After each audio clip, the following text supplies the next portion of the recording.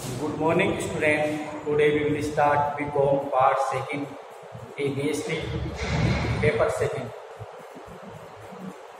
अपना जो last topic था वो मार्जिनल कॉस्टिंग टेक्निक था, यूनिट नंबर 5 में थी वो।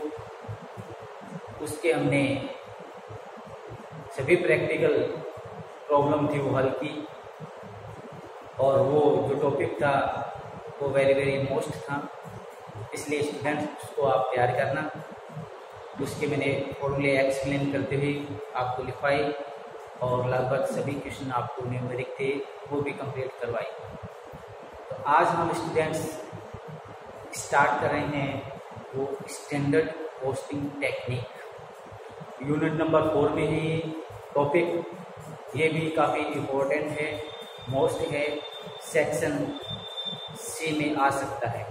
स्टूडेंट्स आपको तो पता है सेक्शन सी में बड़े क्वेश्चन आते हैं, 20 मार्क्स के आते हैं, इसलिए उसके लिए अपने को ये तैयार करना है स्टैंडर्ड कॉस्टिंग। जैसे मार्जिन कॉस्टिंग टेक्निक की वैसे ही स्टैंडर्ड कॉस्टिंग टेक्निक में भी फॉर्मूले दे रखे हैं, फॉर्मूले बेस्ड है, फॉर्मूले हम याद करेंगे तो आसानी से इस टॉपिक को भी कर सकते हैं। यस, अब हम स्टार्ट करते हैं स्टैंडर्ड कॉस्टिंग टेक्निक। फर्स्ट तो हम बात करते हैं कि स्टैंडर्ड कॉस्टिंग में क्या होती है, कैसे फॉर्मूले यूज किए जाते हैं। तो स्टैंडर्ड कॉस्टिंग टेक्निक का मतलब स्टूडेंट्स होता है कि लास्ट ईयर्स के जो भी आंकड़े हैं उनकी कंपेयर करंट ईयर के आंकड़ों से करना। लास्ट ईयर के जो भी डाटा अपने पास है उससे अपन को क्या करना है, करंट ईयर से कंपेयर करना है, और उसमें कितना वेरिएंस रहा, कितना अंतर रहा, ये चेक करना है। स्टैंडर्ड का मतलब होता है एक प्रमाप, तो प्रमाप का मतलब होता है कि आप बताते हो कि भी ये हमारा स्टैंडर्ड है, तो आप एक बेस बताते हो कि हमने, जैसे आपने लास्ट ईयर 60% परसेंट आए आपके, तो इसका मतलब ये है कि आप, और लास्ट ईयर्स की हम क्लासों की हम बात करें तो मान लीजिए आपके एवरेज 60% आते हैं, तो इसका मतलब क्या है, आपका स्टैंडर्ड है कि फर्स्ट क्लास तो आपका आता ही है। ये आपने अपना एक एवरेज बताया, प्रमाप बताया, किससे, लास्ट ईयर्स के फिगर से, लास्ट ईयर के आंकड़ों को देखकर आपने डिसाइड किया कि मेरे लगभग फर्स्ट डिवीजन तो आती ही है। अब आपके यदि फर्स्ट ईयर में उससे कम होते हैं, उससे अधिक होते हैं, वो तो हम एग्जाम देने के बाद ही पता चलता है कि कितने परसेंट आए। फिर हम ये डिक्लेयर करते हैं कि लास्ट ईयर से करंट ईयर में हम इंक्रीज हुए हैं या डिक्रीज हुए हैं। तो स्टैंडर्ड कॉस्टिंग टेक्निक में भी क्या होता है, लास्ट ईयर और करंट ईयर के डाटा की एनालिसिस की जाती है, वो इंक्रीज हुए हैं या डिक्रीज हुए हैं, ये एनालिसिस की जाती है। तो स्टूडेंट्स इसमें अपने कॉस्टिंग में, स्टैंडर्ड कॉस्टिंग में अपने पास है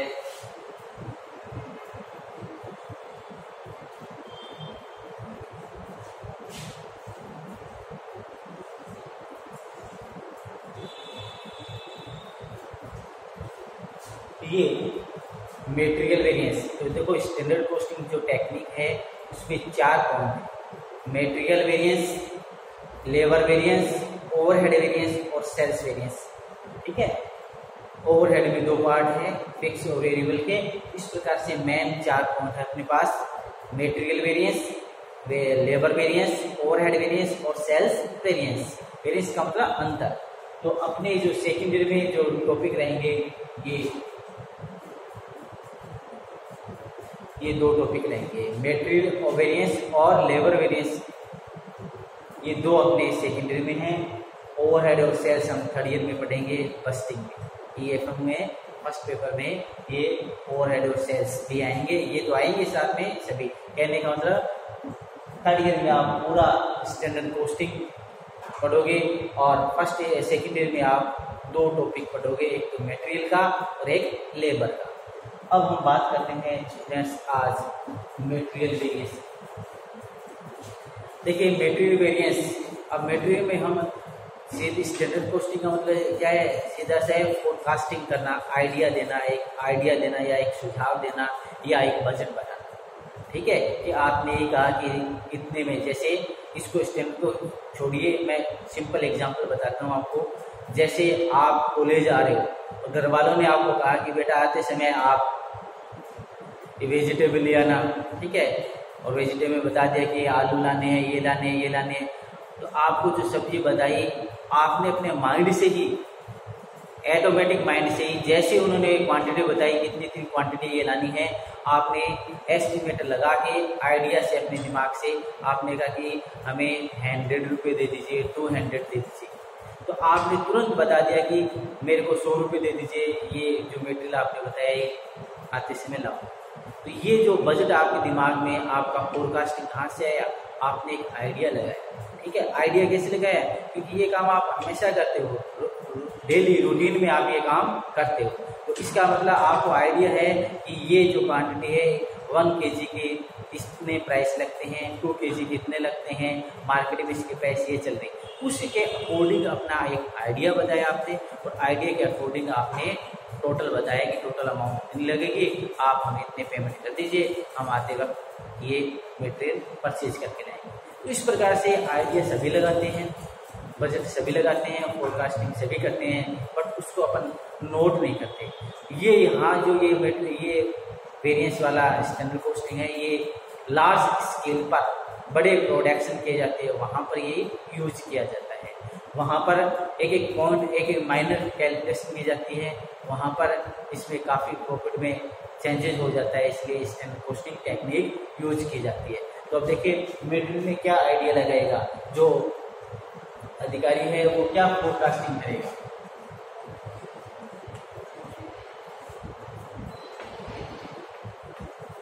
ये दो करेगा, क्वांटिटी और प्राइस।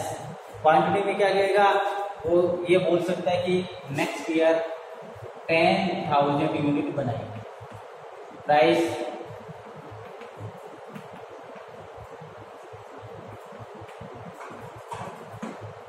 ये दो आपने आइडिया लगाया कि नेक्स्ट ईयर हम प्रोडक्शन करेंगे, वो 10,000 यूनिट प्रोड्यूस करेंगे, और उसमें रॉ मटेरियल जो लगेगा वो मार्केट में आसानी से ₹2 पर kg अवेलेबल हो जाएगा।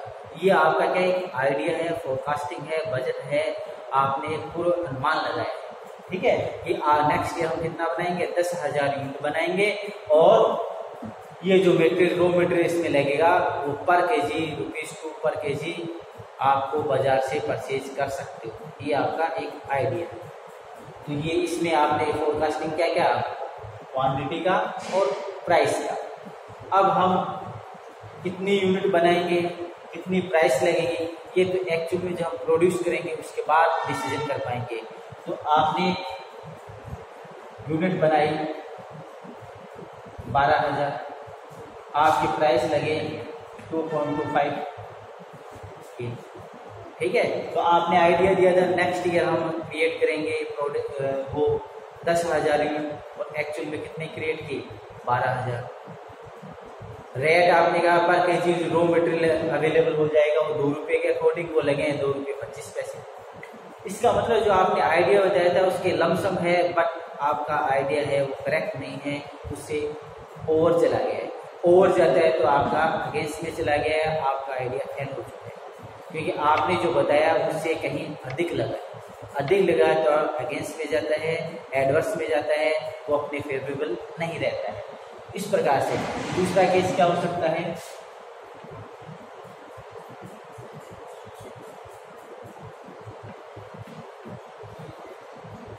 दूसरा केस ये हो सकता है, आपने बताया 10,000 यूनिट बनाएंगे, बनाए कितने हैं, 9,000। रेट आपने बताया ₹2 मिल जाएगा, वो मिला है 1.95 में।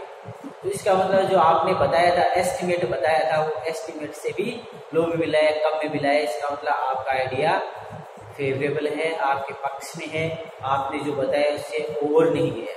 ओवर नहीं जाता है तो उसको बोलते हैं फेवरेबल, आपके पक्ष में है, ये फेवरेबल हो गया। अब आपको कि सर आपने जो बताया उतना भी तो हो सकता है, 10,000 है, 10,000 ही, हाँ क्वेश्चन क्रिएट करते हैं उसमें हो सकता है। ठीक है, या फिर प्रैक्टिकल भी हो सकता है, यदि कोई एक्सपर्ट है इसी प्रकार के आइडिया वो 15, 20, 25 सालों से कर रहा है, तो करेक्ट भी हो सकता है, वो जैसे बताए उतने ही अवेलेबल हो सकते हैं। इसके लिए बिल्कुल ही एक्सपर्ट होते हैं, वो बता देते हैं कि ये होने वाला है, उतना ही होता है। ठीक है, तो कहने का मतलब 3 केस हो सकते हैं, और हो सकता है, लेस होता है, और इक्वल हो सकता है। ठीक है। ठीक है, आपने बताया उतना ही हो सकता है, इक्वल हो गया, कम हो सकता है, लेस भी हो सकता है, आपने बताया उससे कम लगा या उतना लगा, या ओवर हो सकता है, अधिक हो सकता है। इस प्रकार से एक तीन केस हो सकते हैं। तो मटेरियल में अपने पास कितने हैं? मटेरियल में अपने पास क्वांटिटी है और प्राइस। अब मैं फॉर्मूले, देखो इसके फॉर्मूले हैं और फॉर्मूले शॉर्ट में ही लिखे जाते हैं। तो मैं जहां भी Q यूज करूं तो उसका मतलब क्या होता है? क्वांटिटी। P यूज करूं उसका मतलब क्या होता है? प्राइस। और M यूज करूं उसका मतलब क्या होता है? मटेरियल। समझ आ गया? जहां भी मैं M यूज करूंगा उसका मतलब क्या होगा? उसका मीनिंग होगा मटेरियल। जहां Q यूज करूंगा उसका मतलब क्या होगा? क्वांटिटी। जहां P यूज करूंगा उसका मतलब होगा प्राइस। और जहां A यूज करूंगा उसका मतलब होगा एक्चुअल। और जहां S यूज करूंगा उसका मतलब क्या होगा? स्टैंडर्ड। यस स्टूडेंट, समझ में आ रहा है ना? जहां भी मैं फॉर्मूले में S जहां भी लिखूं उसका मीनिंग आप क्या पढ़ोगे? स्टैंडर्ड। जहां A लिखूं उसका मतलब क्या होगा? एक्चुअल। P लिखूं प्राइस, Q लिखूं क्वांटिटी। आई थिंक समझ में आ गया होगा ये। तो आज हम मटेरियल के बारे में भी बात करेंगे। अपनी जो बुक है उसमें सेपरेट दे रखा है, मटेरियल वेरिएंस अलग है, लेबर वेरिएंस अलग है, फिर दोनों के मिक्स क्वेश्चन दिए हुए हैं। तो आज हम बात जो कर रहे हैं फॉर्मूले लिखेंगे वो मटेरियल भी लिखेंगे। मटेरियल में हम क्या कर रहे हैं? क्वांटिटी, प्राइस, हमने जो आइडिया दिया उसमें कितना वेरिएंस रहा उसको चेक करने के लिए फॉर्मूले यूज करेंगे। क्वांटिटी में कितना वेरिएंस रहा, प्राइस में कितना रहा, अमाउंट में कितना रहा, ये सभी वेरिफिकेशन करेंगे हम। और फिर डिसीजन करेंगे कि जो हमने आइडिया दिया था वो हमारे अगेंस्ट में है या फेवरेबल है। ठीक है, उससे रिलेटेड ही फॉर्मूले हैं, वो मैं आपको बताऊँ।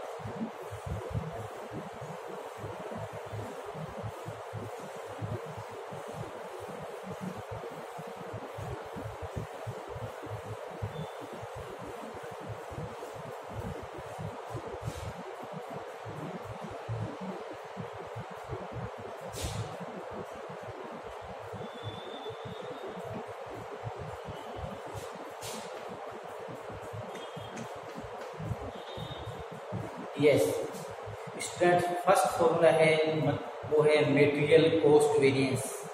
MCV का मतलब होता है material cost variance equal total standard cost minus total actual cost. Total standard cost minus total actual cost, ये अपना फर्स्ट फॉर्मूला है। ये जो फॉर्मूला है ये अपने को क्या नॉलेज देता है? ये फॉर्मूला है अपने को नॉलेज देता है कि आपने जो कॉस्ट की फोरकास्टिंग की थी, टोटल कितने रुपए लगेंगे और एक्चुअल में कितने अमाउंट लगी, उसमें वेरिएंस चेक करना है। टोटल ऑल ओवर कितना एक्सपेंसेस आपने बताया कि भी 1 लाख यूनिट बनाएंगे और टोटल अपने 10 लाख रुपए लगेंगे। अब एक्चुअल में कितने लगे हैं? 10 लगे हैं, 12 लगे हैं, 9 लगे हैं, वो ये फॉर्मूला आपको बताएगा।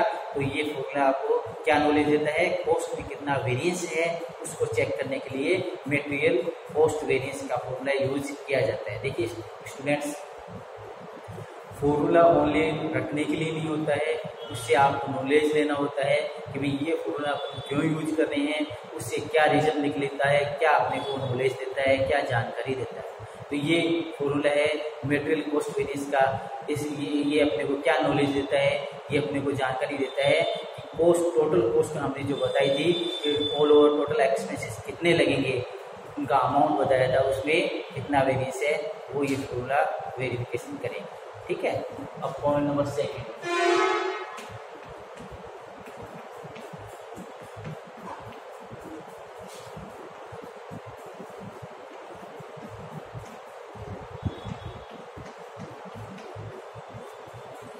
ये दूसरा है material price variance. Material price variance equal क्या होता है? Actual quantity. ए का मतलब आपको बताया था एक्चुअल, क्यू का मतलब quantity. Actual quantity standard price minus actual price, ये इसका फॉर्मूला है।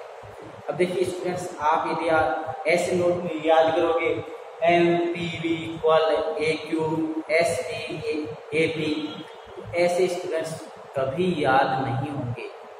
लिखना शॉर्ट में है और जब लिखो जब भी आपको बोलना कैसे है? Material price variance equal actual quantity standard price minus actual price, ऐसे बोलोगे तो आपके याद रहेगा। हाँ, ये अपना सेकंड फॉर्मूला है। ये अपने को क्या नॉलेज देगा, ये अपने को प्राइस की नॉलेज देगा कि आपने फोरकास्टिंग पर केजी कितनी की थी, एक्चुअल में पर केजी कितने में आपने परचेज की, उसमें कितना वेरिएंस रहा, पर केजी में जो प्राइस है उसमें कितना वेरिएंस रहा, उसकी चेकिंग करेगा।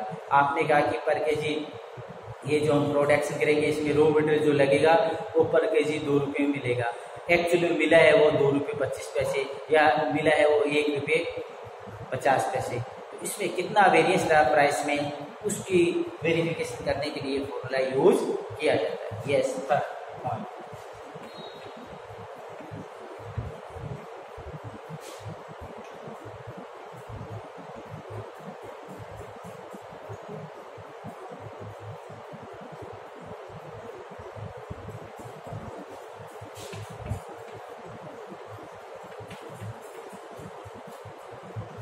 नेक्स्ट है material quantity variance. Material quantity variance equal होता है standard price standard quantity minus actual quantity. यहाँ मैंने नीचे लिखा है MUV material usage variance, usage material usage variance. Formula क्या बन गया, standard price standard quantity minus actual quantity. तो ये फॉर्मूला अपने को क्वांटिटी में कितना वेरिएंस है, आपने कितनी फोरकास्ट की थी कि नेक्स्ट ईयर हम 10,000 20,000 30,000 1 लाख 5 लाख कितनी यूनिट बनाएंगे, और एक्चुअल में हमने कितनी प्रोड्यूस की, उन यूनिट में कितना वेरिएंस रहा, उसको चेक करने के लिए स्टूडेंट्स ये फॉर्मूला यूज किया जाता है मेटेरियल क्वांटिटी वेरिएंस। इसको मेटेरियल यूसेज वेरिएंस भी बोलते हैं। मेटेरियल मिक्स वेरिएंस इक्वल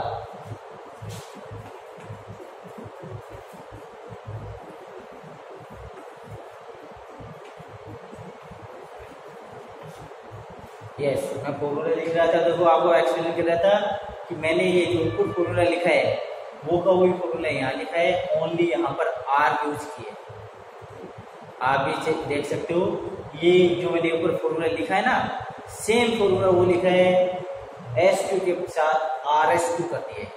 ये है मेटेरियल मिक्स वेरिएंस का, इसका है material mix variance. Material mix variance SP ये सेम, SQ है यहाँ RSQ कर दिया है, AQ है यहाँ पर AQ। तो इसका मतलब क्या हुआ, इसका मतलब हुआ कि ये मेटेरियल मिक्स वेरिएंस का तो ये फॉर्मूला है, SQ के स्थान पर RSQ करना है, reverse standard quantity. Material mix variance equal क्या होता है, standard price reverse standard quantity और एक्चुअल क्वांटिटी। ये इसके बाद नेक्स्ट फॉर्मूला अपना है मेटेरियल सब यूसेज वेरिएंस इक्वल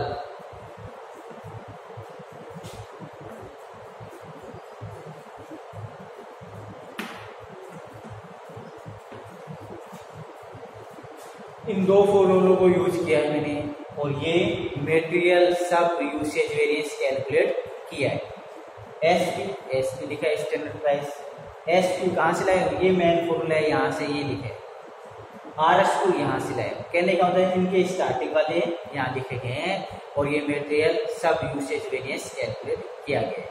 तो ये इस फॉर्मूले की दो वेरिफिकेशन है, वेरिफिकेशन किया। इसके बाद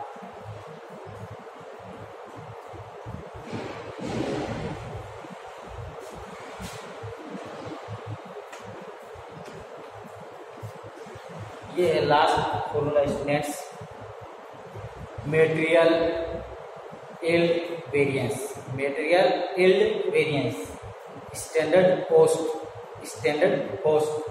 actual yield minus standard yield. इस प्रकार से ये फॉर्मूले कंप्लीट हो गए हैं, इनको नोट करना। ये यील्ड का मतलब होता है आउटपुट, ठीक है, आउटपुट में कंपेयर करना है। पहले ये यील्ड क्वेश्चन में दिया ना तो करते हैं, नॉर्मल क्वेश्चन में ये फॉर्मूला यूज नहीं करते। तो स्टूडेंट्स ये तो है अपने फॉर्मूले।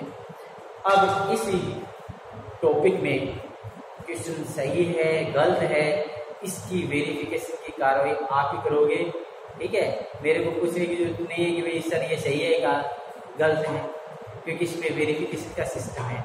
उससे आप ही डिक्लेयर कर सकते हो कि ये इसमें 20 नंबर आएंगे या इसमें 0 नंबर आएंगे, क्योंकि वेरिफिकेशन का सिस्टम है इसमें आप आसानी से चेक कर सकते हो कि फर्स्ट पॉइंट सही है, सेकंड सही है। तो ये वेरिफिकेशन सिस्टम भी मैं आपको बता रहा हूँ। इनको तो नोट कर लीजिए। 6 फॉर्मूले हैं, इनको आपको याद करना है। देखो शॉर्टकट तरीका हो जाता है। ये तो कॉस्ट का है। प्राइस में क्या करना है, पी है तो पी तो आपने ब्रैकेट में लिख दी, क्यों बाहर है।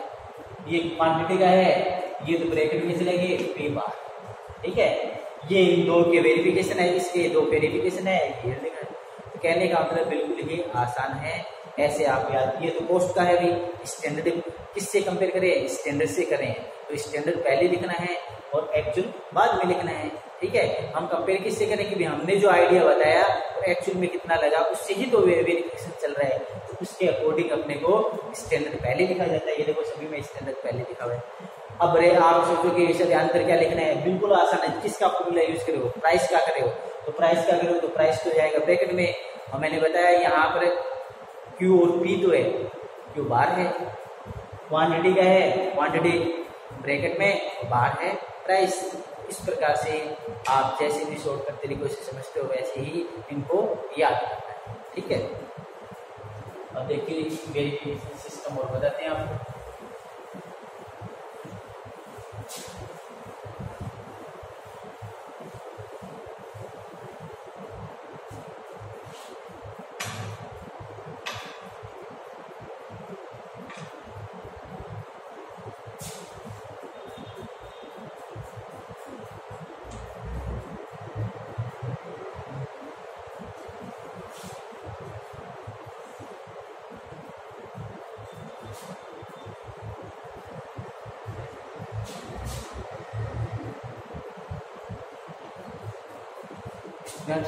फर्स्ट वेरिफिकेशन ये है, इसका जो आंसर है इन दोनों के आंसर के टोटल के इक्वल होगा, ठीक है। इसलिए मैंने किया है ये जो इसका आंसर आएगा इन दोनों के आंसर के क्या होगा, इक्वल होगा। आप ऐसे भी लिख सकते हो material cost variance equal material price variance plus material quantity variance, ठीक है। अब इसका जो आंसर होगा मटेरियल मिक्स वेरिएंस और मटेरियल वेरिएंस, ये दूसरा वेरिफिकेशन है। इसका आंसर है वो इसके आंसर के दोनों के इक्वल होगा, ये वेरिफिकेशन है। इस प्रकार से स्टूडेंट्स मैंने मटेरियल वेरिएंस के जो फॉर्मूले थे वो आपको नोट करवा दिए हैं, तो आप इनको अच्छी तरह याद करना। नेक्स्ट क्लास में हम स्टार्ट करेंगे इसके प्रैक्टिकल प्रॉब्लम, कहने का मतलब न्यूमेरिक क्वेश्चन स्टार्ट करेंगे। थैंक्स।